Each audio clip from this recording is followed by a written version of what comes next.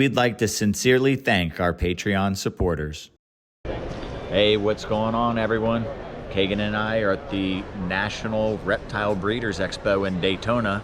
We're going to cruise around and see what we find interesting here, as well as some window shopping for some geckos for that terrarium build that Kagan did. So we're going to be here for 2 days. I'll probably be in a different shirt. Actually, I'll definitely be in a different shirt tomorrow. So we'll cruise around today and tomorrow and talk to some cool people.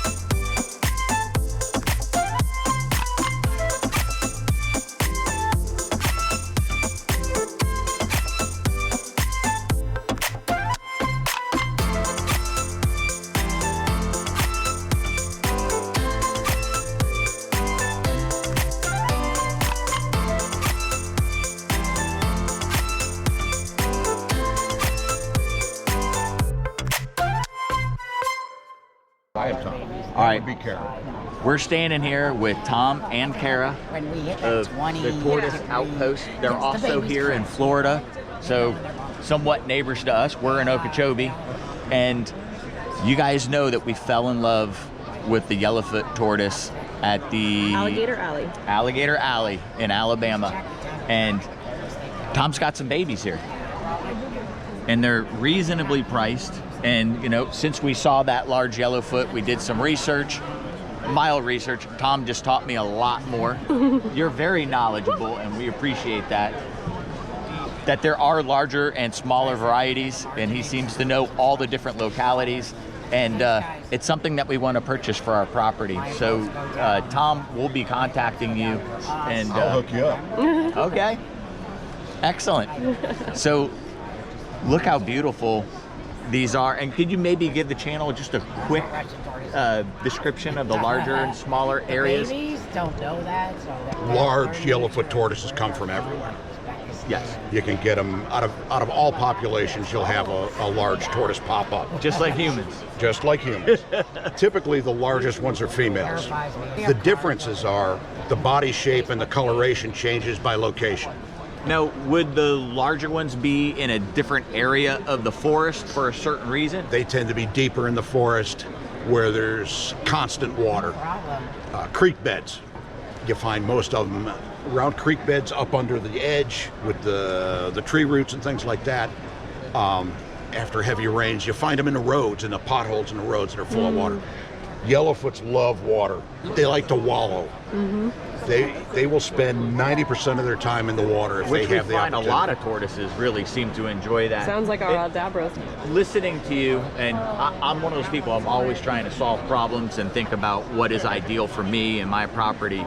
Would your property and the way you keep them maybe determine whether you want one that maybe wants a drier climate as opposed to something that would want a wetter environment? Yes. To some degree. Like ours, the pen that our breeders is in, we have 30 in a pen that's like 100 by 100, and it's in the forest. Okay. We went to the edge of where our backyard is, the lawn, what we call the lawn, the part I actually mow. We went to the back of that, and then put the pen from the edge of that back into the forest. Into the forest. So they get dappled sunshine. There's spots where they get sunshine most of the day, but they can, it's cooler. We have sprinklers running. If it does not rain, there's a sprinkler going to go on it. Okay. They've got about a foot deep pond. It's 10 foot by 10 foot. And they spend a lot of time in it? There's always somebody in the jacuzzi. Do they fall asleep with their heads underwater Yep. sometimes and Yep, and scare you panic and you freak out thinking that they're dead. The Aldabras do that all the time. And these do that. Our browns are always sleeping in the pond. Very cool. Very, very cool. Tom, thank you so much for your time. Yep. Nice meeting you. All right, we had to step away and come back to this table because there were so many people standing over here before. But we are with our friends from the Hawaii Herpetological help support the native tortoises and reptiles in Hawaii. And you said you're enjoying holding this snake because you can't keep snakes in Hawaii, which has got to be really hard for you. Yeah, really hard. So it's fun to come here and get a chance to hang out with some snakes. But you guys never really had, other than t-shirts and the necklaces and stuff for sale, but now you have a whole reptile food product lineup sitting here, and you were telling me that you guys bought a cricket farm. We did. We bought a cricket farm, and that's what's... After we saw you last year, or about the same time. Right about the same time, yep. And one of the biggest things that caught Kagan and I's eye is this specific product. But really, all of them are very cool. You were telling me about this fertilizer for terrariums that's from the waste from the crickets. Yep. And Kagan, open this up and smell it, because I've kept crickets in large containers at my house, and that was my first question, that smell. And I just learned something very important today. You're about to teach it to me as well? Well, no, I was just going to say, I haven't... It's not bad. I haven't smelled this yet, and I just want you to know this is a huge amount of trust I have for you, because crickets normally I'm not breaking that trust. Oh. That's something you'd want to have in your It house. smells like a breakfast cereal. Very earthy. Yeah, maybe some grape nuts. Yeah. So we were explained that smell is from stress. The crickets actually, so like on Boxing Day, you were saying the crickets all of a sudden start smelling a little more ammonia-like. It heightens with their stress. Yeah. We, the whole downstairs of our house is 3 bedrooms and a studio, and it's full of crickets. There's over 1 million at any given time. And so we don't notice that smell. We smell kind of what you smell when we open up the container. Yeah. It's kind of like a sweet, earthy smell. It's not anything too obnoxious. It's only when you start to shake them around and try to put them in boxes and When they them get and stuff like agitated, that, and you literally scare the frass out of them. The frass. That absolutely makes sense, because everything kind of smells a little worse with stress. Yeah. But not just this fertilizer, which is making use of everything, which is great. That's what we should all be doing these days. But there are tortoise foods, grassland tortoise, and a forest, now a topper. So you would still feed them the greens or the fruit if that species needs it, the greens and stuff. But you're topping this. So this is the vitamin supplement, maybe a little additional protein that some may need. It's actually really cool. So when you think of like your typical topper, it's botanicals, right? And you have normally flakes in a topper, and you put that on your turtle or tortoise food or whatever you're using, and there's a fair amount of waste out of that. So you're already paying like a premium for the topper, but then in addition to that, you're losing some of that that's falling off because it's flakes. This isn't quite a full supplement because it's not, the top line ingredients are actually botanicals, which make it a topper still. But what we've done is, or what the lab that I work with has done, is they've turned those botanicals into pretty much like a powder. Oh, wow. So it's like a micro powder, and it adheres a lot better to everything. So, you know, my hand, for example, it's stuck to, and it's made with all food grade ingredients, so you can eat it. I was going to ask you to do that. No. But it's human food grade ingredients. Wow. It comes out of one of the top labs, I think, in the country for Yeah. this type of product. And then all we do is we add in we Hawaiianize it. So when it comes out to Hawaii, like, this has a little bit of my crickets in it. It tastes pretty good. We actually do cricket tacos now once a year. Oh, gosh. Cricket farm. Very cool. And then the biggest thing that's of interest to us, because again, Kagan is searching for these day geckos. They have a day gecko specific diet, which you don't really see a lot of this in the market. I haven't seen any, but I believe you mentioned another. Well, there's brand, stuff like. But you don't see it as often, and that's. Now, day geckos are from Hawaii? Madagascar, but a lot of like the Vilsuma, we have a couple of species that have naturalized themselves there. Okay, so that's why I would probably say that. And then what really this all stemmed from a lot of people like tourists and stuff, and like we have day geckos that cruise around the house, and they're coming down every time we eat breakfast. They're trying to get into the orange juice or go on the kids' plate and eat, you know, the whatever we're eating, like donuts or something. So the idea was kind of like a deterrent almost, but also for like tourists and stuff, where you go out and you're staying at a hotel or something, and there's day geckos, and you can put a little bit of this in a small little, you know, little teeny cup or something, mix it up, and it will kind of attract them. But then we wanted to make it nutritionally complete, and then we wanted to use our cricket. And so like we have a lot of byproduct crickets. You have to overproduce to make sure you have enough in case something happens. So it's kind of like, well, what are we going to do with all those extra crickets? And rather than like hawk it off for, you know, a couple dozen eggs or something, we decided to get an analysis done on the crickets themselves and start incorporating that into all these diets, so that they're powdered crickets inside of there. So That's brilliant. That is super cool. So what's coming next? Like a little cricket sausage for young monitors? That's good. That could be That on would be the good. menu. Yeah. I'll also point out one other thing that's really unique, and we probably would never be able to do it large scale, but all of your dehydrated or freeze-dried crickets and mealworms and stuff like that, that predominantly, even if it's packaged under a big brand company that does crickets, most of that comes out of Asia, and it's actually brought into the country. So I'm, you know, not trying to toot my own horn here, but this is one of the few products you'll find with like U.S. Crickets in it that are freeze dried. So that's awesome. So, as you guys know, we had that food scare with what we thought was a clean product that we fed to our animals, and you know, we're trying to control more of what we feed to our animals. We're already doing the chickens and the quail, and now we're trying to do the fish, and we do the rabbits. The fact that you would take that product and stick it in your mouth, it says a lot, because even the whole prey items that we're ordering and feeding to our reptiles aren't necessarily clean.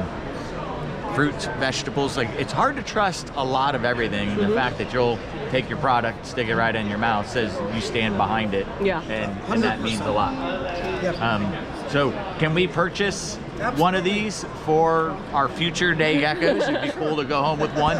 And you said they're going to be available at shows, and within a week's time, these will be available online. yeah, they'll be on Hawaii Herpetological. So we'll actually open it up for shipping. With just flat rate, United States Postal Service, to kind of keep the cost down a little bit. Awesome. But yeah, it's going to be it's a neat venture, and we're stoked to be back here and growing the business a little bit. Hey, Ty. We got Ty Park here. Well, awesome. Thank you so much for talking to us about those. These are so cool. And you were also saying what's really neat about these is the fact that a lot of these other brands for these kind of diets for geckos are more geared towards crested geckos, and this is specifically for day geckos, which is really, really awesome. Yep. I love that. Wow. He's my supermodel. This is amazing. I know, and it's just, you don't see, like, you can't even take pictures of it and see, like, the contrast between the blue and the yellow and the black. And What are you holding? Barracoa anole. The coolest anole I've ever seen. Yeah, Wow. I would have to agree with you on that. And look, he passes down the genetics to be nice. Watch how nice she is. So Abigail over here was telling me that this is the male and this is the female, and you can really tell from the head structure, but you can really see like that structure of the male's head, how different that is. That is so cool. Yeah, they're amazing. And the first thing we noticed, the enclosure doors are open. Yeah, they're open. They're choosing to stay in there. They're because of the heat, or their tameness. They're used to it. Well, yeah. I mean, they see green. Look, watch. See, she sees green and she sees home. You know. Wow. And people are always like, "You have night anoles. Like, you have all these anoles, and you leave your enclosures open. You're nuts." But truthfully, you know, this is where they feel comfortable. This is where they feel at home. If you can watch him, he'll put him right up on that stick. He already knows what he wants. Come on, bud. Oh my God. He just wants to go home. So you're saying that They like their home. the tameness and personality is being bred into them by you guys breeding them in the hobby. It's not like the wild ones that you guys can pick up in South Florida. That Okay, that's a good question, and it's a funny thing to talk about. So the ones we have in South Florida are something completely different. That's Anoles equestris. Those are naturally kind of a more like wiry, fast-moving species. Barracoa, and I've been to Cuba 3 times, and I've seen them in the wild. Even in the wild, they are naturally very calm. It's just that they're just, watch, let me show you a baby so you can see. They're born this way. Hi, buddy. This is a little male in here. this is super interesting, and we're learning a lot here, guys. This is important knowledge. Well, a lot of people see a knoll and they think, oh, I can find that in my backyard. Wow. But everyone's and would different. walk past not knowing how special what is sitting right there. Yeah, right. This is a baby right here. This is actually probably one of her babies. I have a lot of them. I have a big group. And another interesting thing about them is they're very social. They have like a hierarchy. You know, anoles, they communicate pretty much almost entirely through all visual cues of their dewlap, with movements of their legs and their arms. What color is the male's dewlap? Is Pink. It's pink. I can see if he'll put it out. He did put it out for us a second ago. That's amazing. Let me see if I can. That is so calm. They are really calm. Barracoa is just naturally that way. And they thrive outside here in Florida, you know. In the winter, of course. In the winter, like if it gets it below 50 at night a few days, I'll bring them in. But they love to live outside here. They love the humidity and the open air. So you know a lot about all anoles? Okay. Mostly Caribbean. Well, so here's my question. When we are panicking to get all of our monitors into their hide boxes and it's below 50 degrees, there are brown anoles that are just hanging outside. Yeah. Maybe they're hiding in the little crack of the door, but they are fully exposed to the cold. How are they so good at surviving the cold and just walking around the next day?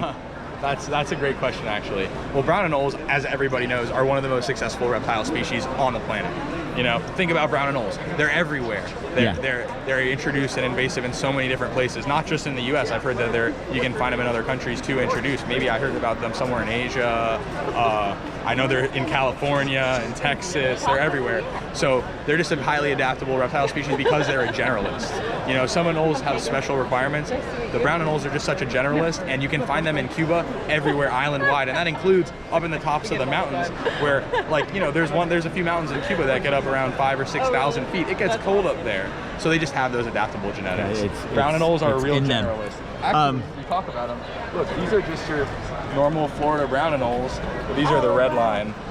are the ones I've been seeing online. That is so cool. Do you guys have a strong online presence? Maybe Kagan has seen some of your posts it's before? possible. I mean, I'm definitely not the only one that works with these, but they're actually really amazing. It's funny. Now, have you seen Florida green anole and the Cuban brown anole crosses? They cannot do that. All right, so hear me out. I've seen them breeding, so you're going to say the breeding is unsuccessful. Now, we have green anoles, Florida green anoles, that have the diamond patterning on their backs. So I've never seen them before with that, but I do see them on my property. You can see some females having stripes and some pattern on the back. It's a proven, unless, you know, if you're actually seeing brown anoles and green anoles into breed, you should contact a scientist. So yours don't have that high diamond pattern on their back? They're highly variable. Yeah. These ones mostly just have a line, but you can see some of the diamonds in there. I have some at home that have it, but no, they can't interbreed, and the whole reason for that is because the way that anoles evolved in the Caribbean, those species are coexisting. A green anole and a brown anole in Cuba are coexisting. So if they could interbreed, you know, speciation, it wouldn't make sense for them to be able to interbreed, because you can have a tree and you can have a green anole, a brown anole, a night anole, a grass bush anole, a twig anole, all existing on the same tree, and they're genetically isolated from each other because they have to be. It's hard to explain, but the way speciation works, if you're having, what do they call it? Sympatric speciation, where species are evolving in the same, like they're evolving all together rather than being isolated by geographical features. They can't breed together. I don't know. Does that make sense? Yeah, well, that's like the whole thing with the anoles, is that they The way he explained it, it has to make sense. No.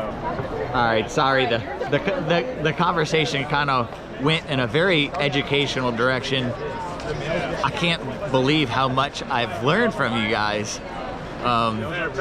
You know, I brought up the word ignorant because, I mean, that's exactly what you are when you really don't truthfully know.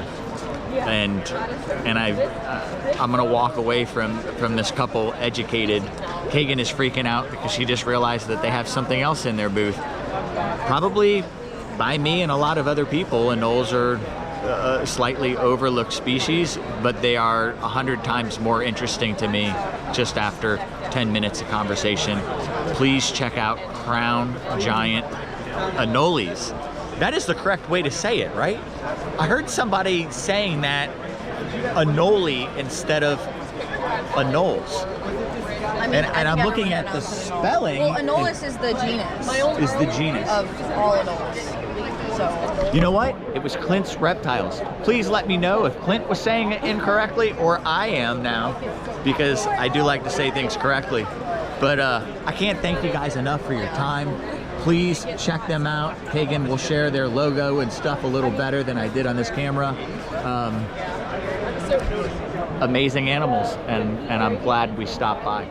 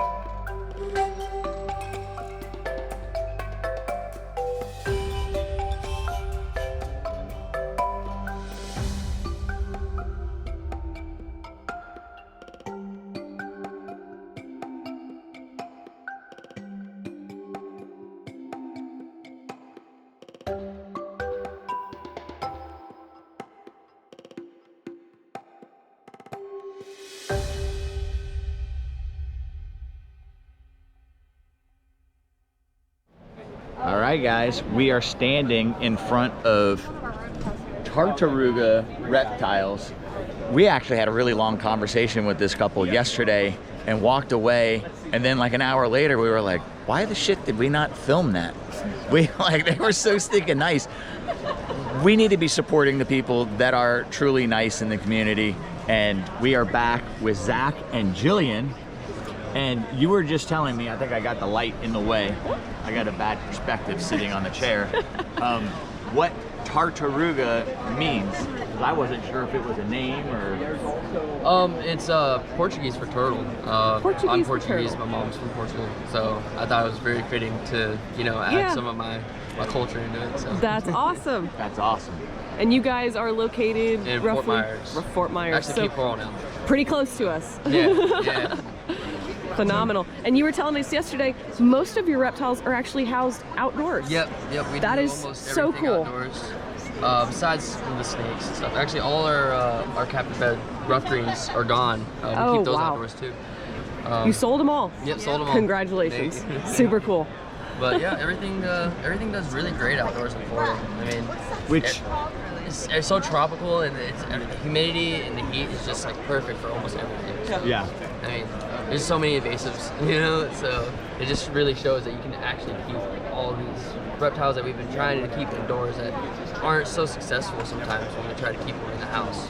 Because they don't have the natural winters, they don't have the rain, the humidity, the pressure changes before and after a storm. Like those are the things that kind of like kick off breeding or the seasons for the animals to actually give them their natural processes. And there are people that recreate that indoors to get success with their animals. But I mean, if they can do well outside, you also have the risks of excessive cold, heat, parasites, things like that. There are things with keeping outside, but then there are also benefits. And we, yesterday through our conversation, are dying to come see their facility to see how they keep smaller animals in outdoor enclosures. Kagan has a huge interest in keeping some of her snakes outside.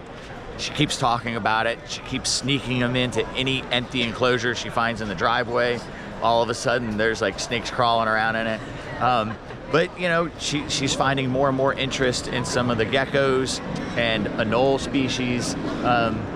And why not? If she has an interest and she has the time, which I don't know if you really do right now. Once I'm walking again, she'll have the time. And it'd be really cool to see how you guys set up those enclosures. And we talked about maybe going herping with them because they know where there are some really cool animals. Yeah. Like, which ones did we discuss here? Wild day geckos. So, not that these are wild, but this is the species right here. Licking his eye right now. That's of course it stopped. Yeah, as soon as but he's got a heart on his head. How cute is that? These are actually all 3 females. Oh, wow. That's awesome. I mean, the heart on the head doesn't like triple the price, double the price. Yeah. So beautiful. And they were showing us yesterday, they have these guys in a colony outside. Their babies grow up outside. Just so stinking cool.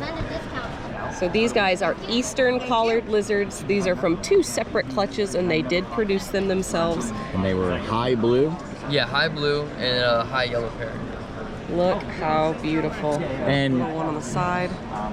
Successfully kept outdoor in an outdoor enclosure in Florida? Halfway successfully. I'm gonna move them back indoors because they just don't seem to do well with that kind of humidity. Humidity, okay. Let's see. So you also said captive produced tokays. Which I love. I love the tokays. So Yep. beautiful. And they love the outdoor caging. And this is a species that always catches my eye. They said that this one was a little rotten. This guy is a little rotten fellow. But the green-keeled bellied lizard, these guys are so cool. So beautiful. They look like little mini monitors. They sure do. Yeah, super inquisitive. I mean, they're just like these. Where'd she go? You put her away? They're like the red. I have about red Ackies, male for my female. But they're super inquisitive. They're like a mini monitor. I mean, I compare them to the Ackies all the time because they're just they're so curious. Yeah. very similar to an Ackie. Very smart. So beautiful. Congratulations on that. That Thank is a you. cool animal. I've been trying to find a suitable looking male for her. The pied pectinata, if you guys see a lot of you may know, but the babies are green. You know that we fell in love with the one at Tom Holt's that is like 50% white, 50% black. And Kagan and I had a hard time leaving Tom's house without sneaking it away with us. Sorry, Tom. But it's definitely a species that Kagan and I will be interested in the future. Maybe we can get one from you guys when we're ready. And not until we're ready. We're not racing ahead with anything else until we're ready. So if you guys are interested in any of the species that we've just shown you, make sure to look them up. Tartaruga reptiles. Really nice couple. Thank you guys. In the center, that means it's going to marble. So some of these older ones, we'll see how that marbling is. It'll spread to the top. I think I have one in here that's just starting. It's this one down here, of course. So these are some beautiful True Brazilian cherry heads. Brazilian cherry heads at Treasure Coast Tortoise King. And this is very cool. We were just noticing how he actually has a photo showing the different stages of how these animals will grow. So if within the first year, you don't see much of that marbling, but as the animal ages, that actually increases. So this very slight light white that is on the side right here is going to increase and get a very beautiful marbling color as it ages. That is really cool. I never knew that. Now, I was also loving the pictures of the parents. Yes. How smart is this when you're selling an animal and you can't have the animal here with you?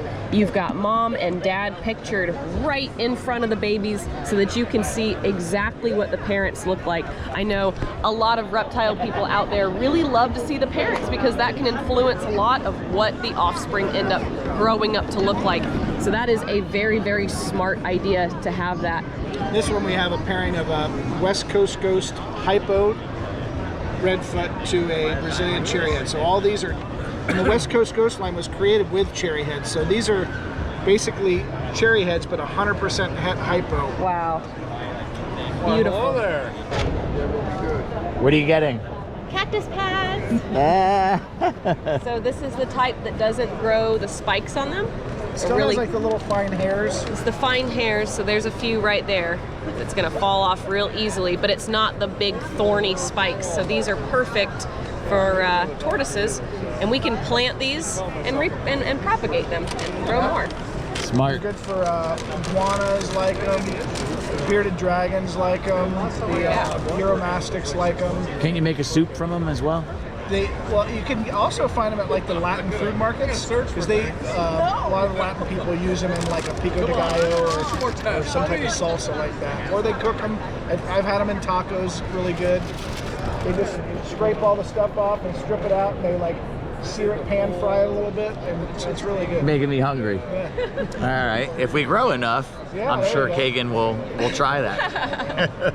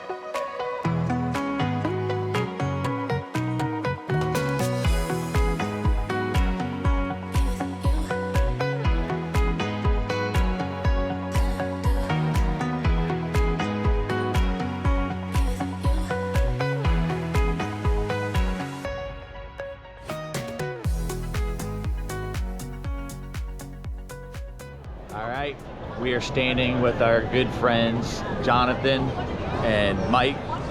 Mike Gillen, Dr. Mike, as you guys may know him from Camp Kennan and everything.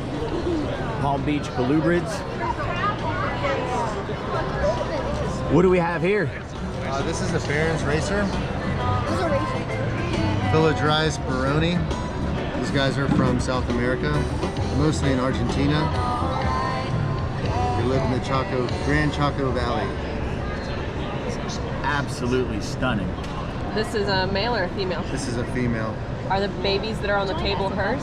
Some of them are, yep. That's awesome. And you have a almost blue and then almost green variety. Yeah, so Same clutches or? there's 3 different clutches here. So these really dark blue ones are from a blue to blue pairing. That's amazing. We were looking at the different colors and the different clutches. Some of them are even a more yellow green than the others. Yeah. Yeah, so some of the ones that have the more yellow in them, that was from a green to a blue pairing. It's like a full spectrum of color. I mean, that's amazing. You've got your greens, your yellows, your blues, your reds, your oranges. Beautiful.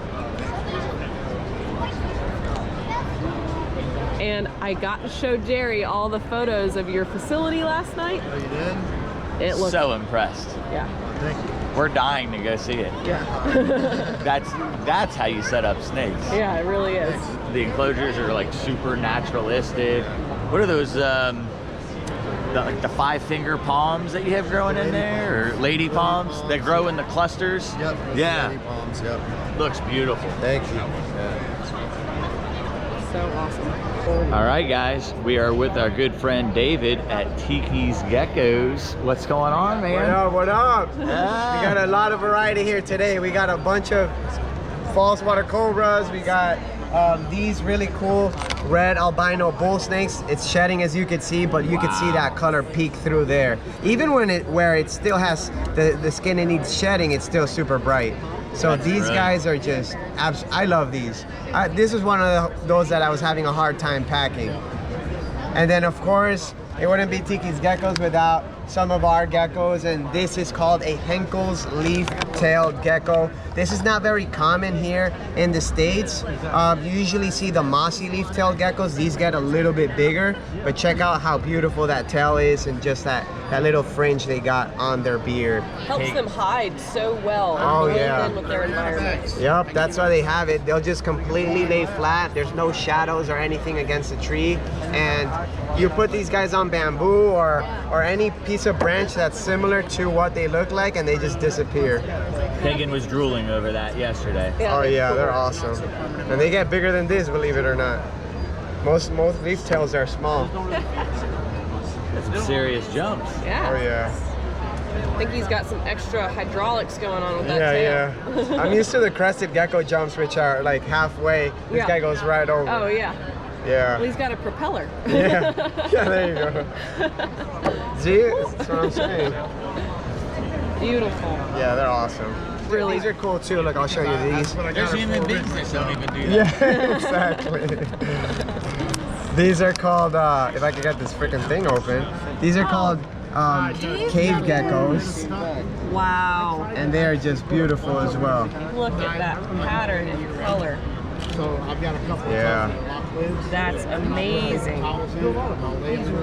Yeah, these are really, really cool. They like cooler temperatures. They're not hard to keep. They're insectivores, so they'll just eat insects, but they're just so chill. They don't require much. They're very, very beautiful Is animals. that a nocturnal species? Nocturnal, correct, yeah. Very awesome. And they actually have red eyes as well. I heard somebody say that you can tell whether or not something's diurnal or nocturnal from either slits or round pupils. Is that right? Yeah, I don't know. When I start to think about it, I'm like, I know most gecko species have a slit, and most gecko species are nocturnal. Yeah. But I feel like there's probably some, that don't still don't follow fit, that. yeah. Just like most boas are New World and most pythons are Old World type Right. thing. You still find exceptions to the rule. Awesome. Yeah, and this is an adult version of that other gecko. This one's not as bright, but the pattern is really cool on this one. That's amazing. Yeah. Shot him on a good camera. Beautiful. That's phenomenal. Now, what species on your table excites you the most? Well, all this cool rare stuff I love. Yeah. But I started with like New Caledonian geckos, the cressids, the gargoyles, and that's just my passion. Like I love the red striped gargoyle geckos. I love that stuff because that's what I've done the most work with, the most refinement in. Yeah. And that's just my passion project. You know? So that's what I like the most. What's your longest line? So if you line breed these and you're achieving these reds and oranges, what's the longest you've worked with a specific line? I have crested geckos that I've worked with for over 12 years. Holy cow. And gargoyle geckos as well, like around 10 years. Yeah. So I started this when I was in high school, this business. And then it was started as a hobby, it grew, it was like a side hustle type thing. Yeah. And then now this is what we do full time. But awesome. I wouldn't do anything else. This is a lot of work, taking care of a lot of animals, but I wouldn't do anything else. Absolutely. Yeah. That is too cool. You're living the dream. Yes, sir. That's right. Oh, you're standing up. Sorta. All right, we're getting near the end of the show, and we seem to make our way over to you, Aaron, like always at the end of the show. You're usually our last stop, and it shouldn't be that way. I saw you last night, and I'm like, where are you at in the show? I was looking for you.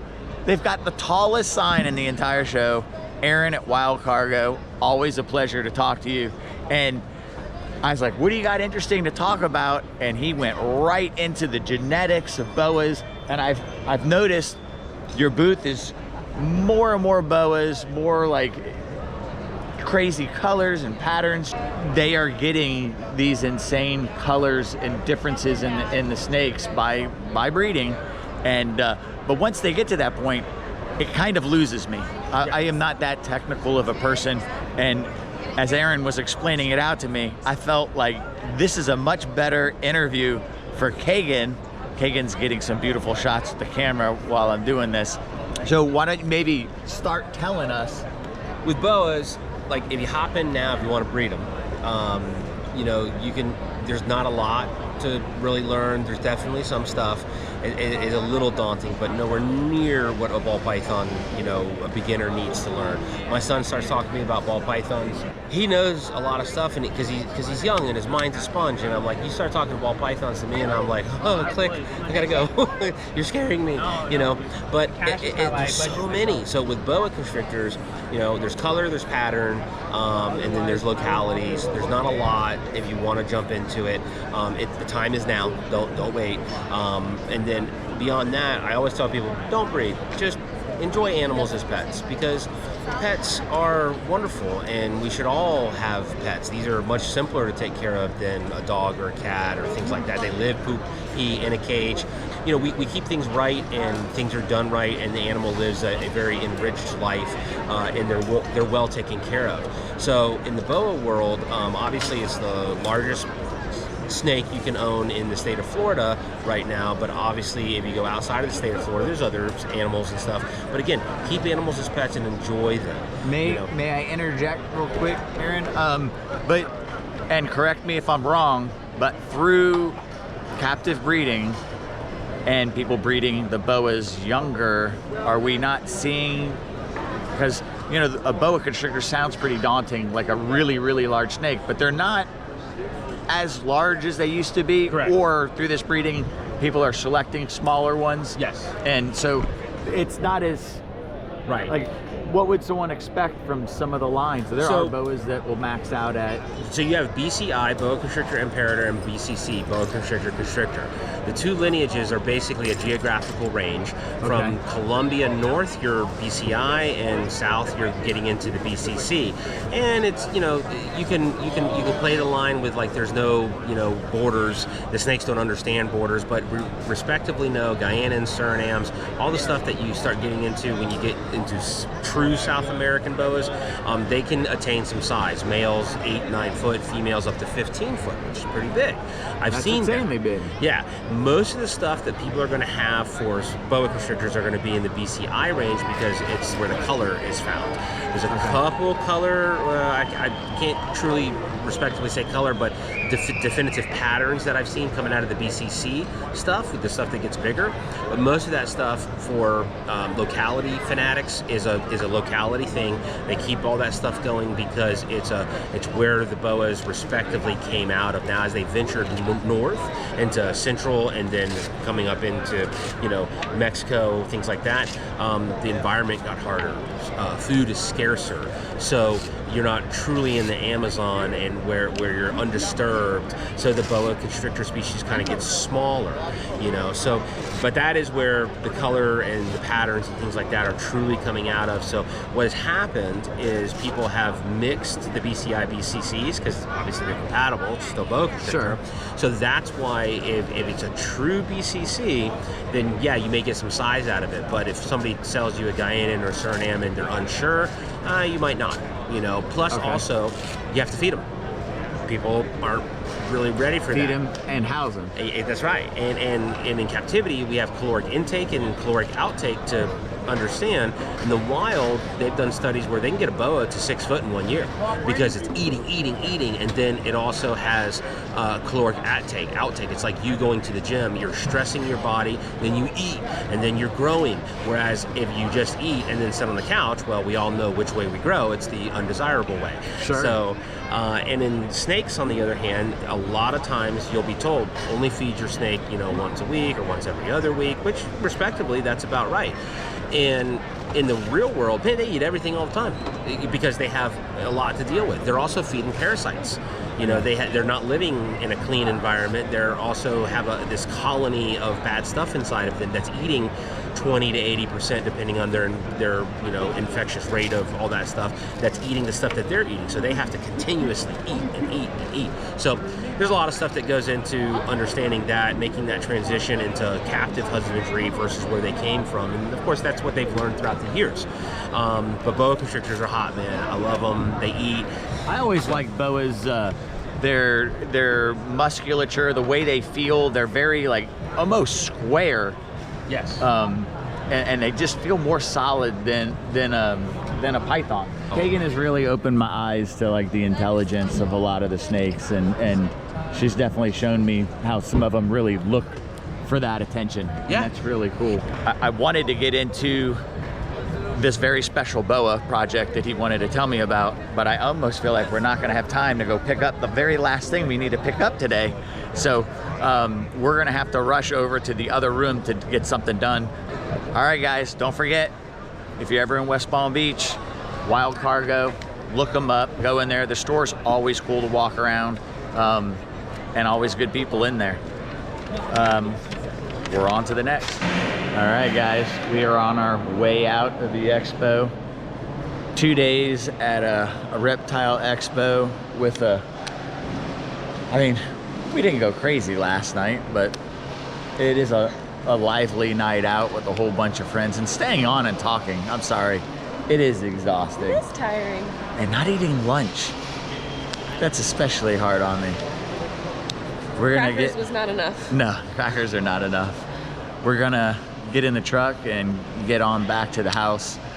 I think we have a white throat female laying eggs right now, so we may have some eggs to dig up. That's it for this expo, everyone. Thanks for joining us. Don't forget to like, share, subscribe, and ring that notification bell. We'll see you soon.